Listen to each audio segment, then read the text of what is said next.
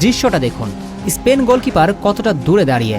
Messi ডান অথবা বাঁ পা বাড়িয়ে দিলেই বল নিয়ন্ত্রণ। কিন্তু কি আশ্চর্য, মেসি বলের নাগাল নিতে পা বাড়িয়েই দিচ্ছেন না, বলের পিছনে শুধু দৌড়িয়ে যাচ্ছেন। একেবারে শেষ মুহূর্তের আগেও পরিস্থিতি একই, অনেক দূরে দাঁড়িয়ে স্প্যানিশ গোলকিপার। মেসি শুধু পাটা বাড়িয়ে দিলেই বল তার নিয়ন্ত্রণে।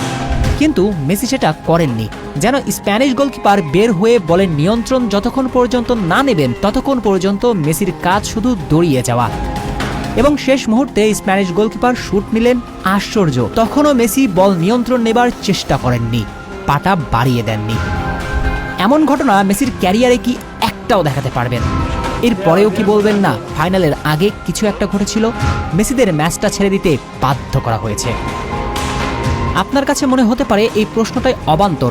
তাহলে বলুন তো, ক্রিস্টিয়ান রোমেরোর মতো হারার আগে হার না মানা মানুষ ফাইনালের আগে কেন কেঁদে ফেলবেন? কি ঘটল ড্রেসিং রুমে? এর উত্তর কেউ কি দিতে পারবেন? প্রশ্নের উত্তর দিতে পারবেন 21 ফাউলের বিপরীতে কেন কোনো হলুদ কার্ড দেখল না স্পেন? আপনি কি বিশ্বাস করেন আর্জেন্টিনা 90 মিনিট ফুটবল খেলে একটা শুট অন টার্গেট